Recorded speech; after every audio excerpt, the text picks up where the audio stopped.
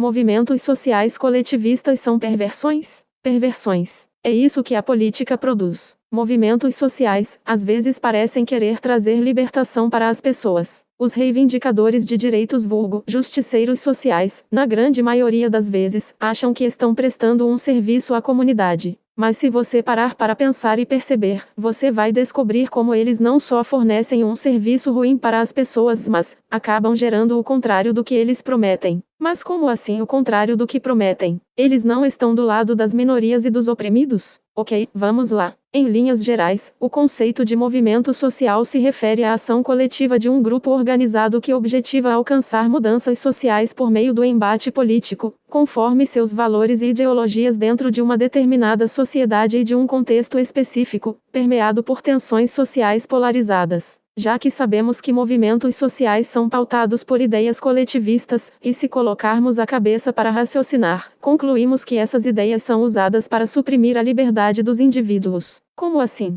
Eu te explico. Ideias coletivistas são as ideias que têm por objetivo alcançar coletivos. Várias pessoas têm que estar debaixo da ordem desses pensamentos coletivizados, porque agora eles valem para todos, mesmo que sejam ideias burras disfarçadas de ideias boas para todos. Exemplo: antissemitismo ou anticristianismo. Mas como se alcançam várias pessoas e se muda o pensamento delas para concordarem com ideias coletivizadas? Atingindo ideologicamente os indivíduos que controlam a mídia, a sociedade, o governo, por meio de ativismo cultural político. Ou seja, esses ativistas políticos perdem direitos e mudam os valores individuais da população, mesmo que a forma de cobrança de direitos seja ilegítima, e que terceiros não concordem com as ideias. Tá atrás de direitos? Nada contra seus direitos, mas você tá mirando o alvo errado. O governo não vai te garantir nada, ele pelo contrário, só vai te escravizar ainda mais. O simples fato de você existir no papel para o governo pode até lhe dar alguns supostos direitos, porém, ao depender deles, mais uma vez, você se transforma num refém deste sistema nojento.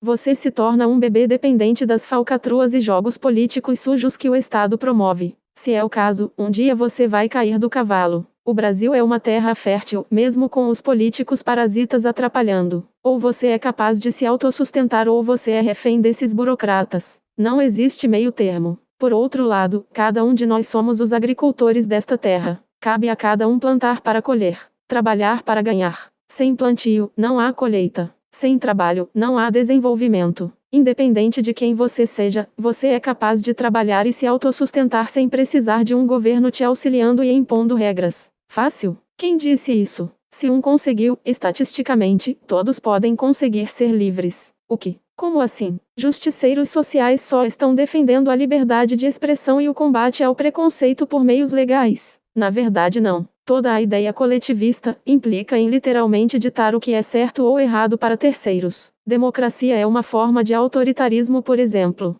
É fato que no discurso democrático existem milhares de frases de efeito, dizendo que ela é para o povo. Mas na verdade não é. Democracia é ditadura de metade da população pensante, mais as pessoas desonestas ou pobres que se obrigam a se vender. É a ditadura de 50% da população, mais um cretino vendido. Na democracia, depois que há polarização entre A e B, eu não posso pensar em querer Z, ou seja, no final, se A ganhar, as coisas vão ter que ser como A quer, mesmo que elas sejam erradas. Afinal, o coletivista quer generalizar uma regra, e quer fazê-la valer para todos. Ou seja, coletivismo suprime a capacidade crítica individual das pessoas e substitui os pensamentos individuais, por coisas impostas por outras pessoas. A livre iniciativa de pensamento fica suprimida pelo coletivismo, fazendo as pessoas aceitarem coisas impostas. Como fazer as pessoas aceitarem essas coisas? Por meio do Estado. Com seus exércitos e polícias, ele cria leis de forma não voluntária, e pode baixar uma regra que nem todos concordam. De forma autoritária, obriga a aceitação dos interesses de determinado grupo, a todas as pessoas.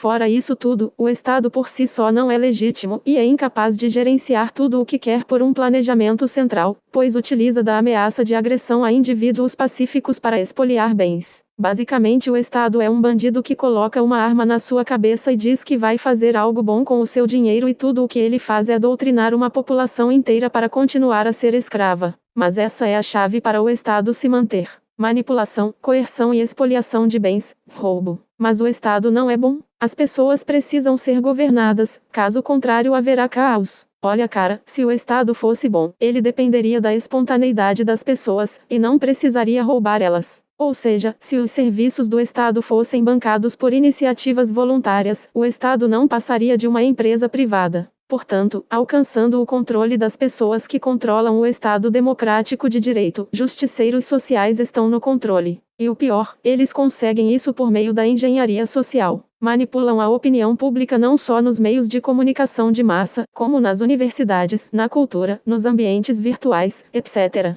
Esses justiceiros forçam as pessoas a concordarem com os seus pensamentos, e, se caso contrário, você tiver posições divergentes às deles, você vai receber punições do Estado Pai. Isso significa que essas ações não libertam ninguém, e na verdade, cria grupos com vontade de impor as suas ideias a terceiros. Em outras palavras, cria tirania. Caridade não pode ser forçada, ela tem que ser voluntária. Se um ladrão me parar na rua, colocar uma pistola na minha cabeça, pedir todo o meu dinheiro, porém dizer que é para uma causa nobre, isso deixa de ser roubo. Não. Esse ativismo por meio do Estado distorce coisas fundamentais para o desenvolvimento de um indivíduo pensante. Opinião. Socialistas e estadistas são o maior câncer da história da humanidade. Parece que descobriram a fórmula secreta de lavagem cerebral bem-sucedida, depois de já estarem tentando há décadas, que é o discurso do politicamente correto. É um discurso que mexe com o instinto social humano, por isso tem tanto impacto. Para as elites políticas, o que importa é adestrar o povo como animais, os privando da razão, se vitimizando. O que importa para eles é que essa estratégia está funcionando e deixando o povo pobre e ignorante cada vez mais impotente para contra essas estratégias.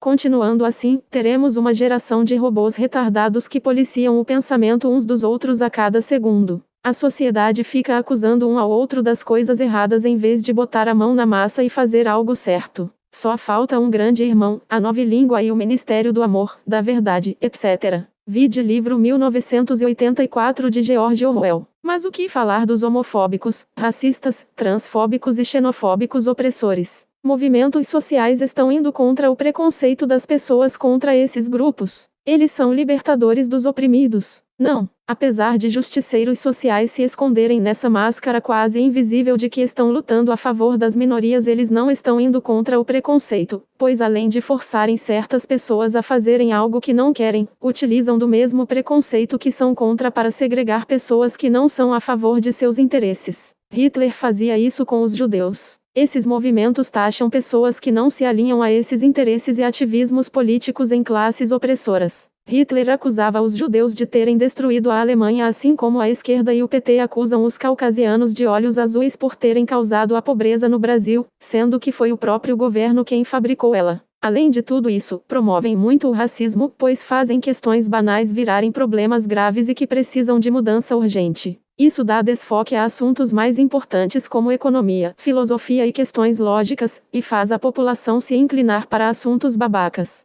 A população como gado começa a pedir para o governo direitos especiais para pessoas consideradas frágeis, sendo que o governo que é a raiz do mal. Isso, além de ser uma forma de separar quem vai ter vantagem por raça, racismo, enche o saco de todo mundo e faz todas as pessoas sentirem repulsa por quem defende essas merdas. E é aí que entra a manipulação do discurso do oprimido e o opressor. Esquerdistas te chamam justamente do que eles próprios são: racistas. Exemplo de racismo disfarçado. Justiça social. Mas existem classes com problemas especiais, certo? Dívidas históricas são uma delas. Como fazemos para compensar o que ocorreu no passado? Lembrando que coletivismo não liberta pessoas, ele cria guerras entre esses coletivos criados, chamados classes. Exemplos: mulheres versus homens, gays versus héteros, negros versus brancos, estrangeiros versus nacionais, empregados versus empresários, etc. Dívidas históricas são a maior falácia que poderiam inventar. É adotada pela esquerda em geral e pelo movimento ativista negro em particular, que acredita que ações e responsabilidades de pessoas do passado são atribuídas a grupos de pessoas da atualidade com características raciais comuns. Ou seja, justiceiros sociais é que são racistas. Por essa ótica, segundo esses racistas, o fato de brancos terem escravizado negros criou uma dívida moral e histórica entre esses dois grupos, que deve ser paga por quem hoje é branco para quem hoje é negro.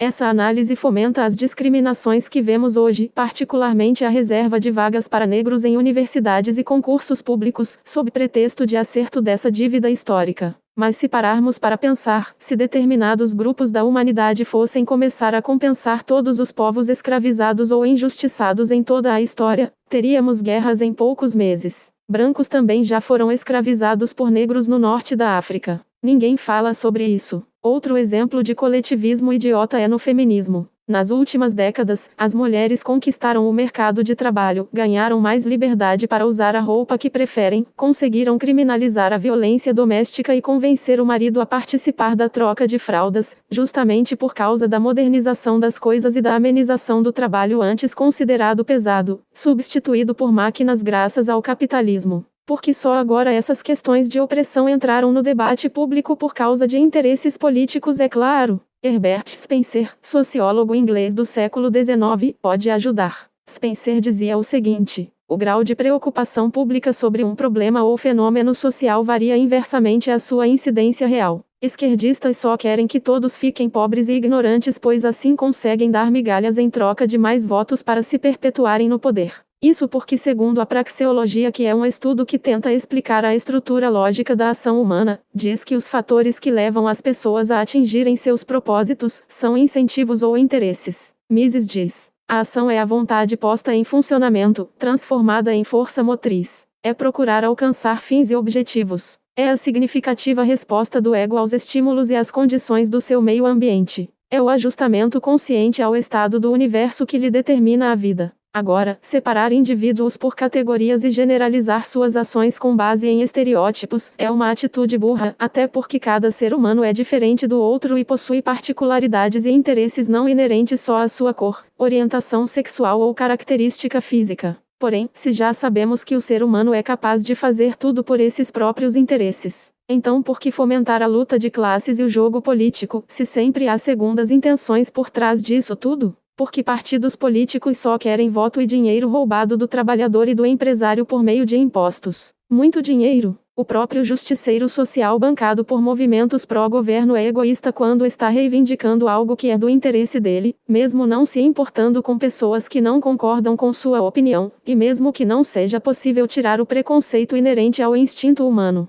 Movimentos sociais geram a premissa de que devemos ir contra todas as pessoas que pensam diferente do que o pensamento coletivo prega, o que nos aprisiona nos horizontes do pensamento individual e suprime a liberdade de expressão. O governo passa a ditar o que todos devem fazer. Isso deixa as pessoas com medo de falar qualquer coisa que é considerada banal ou até engraçada. E mais, coletivismo te aprisiona exacerbadamente mais na parte em que você reivindica um direito, do que realmente te deixa livre para fazer o que você quer. Te aprisiona na ideia de que aquilo é bom para você, que você está sendo altruísta e está contribuindo para a sociedade por meio do governo, porém está cada vez mais se enterrando contribuindo para esse sistema político filho da puta que escraviza o mundo todo. Agora imagina se num ato de liberdade, você muda de opinião? Você não quer lutar contra si mesmo, certo? Seja livre para pensar e expressar o que quiser. Só não force os outros a nada. Libertarianismo é a chave.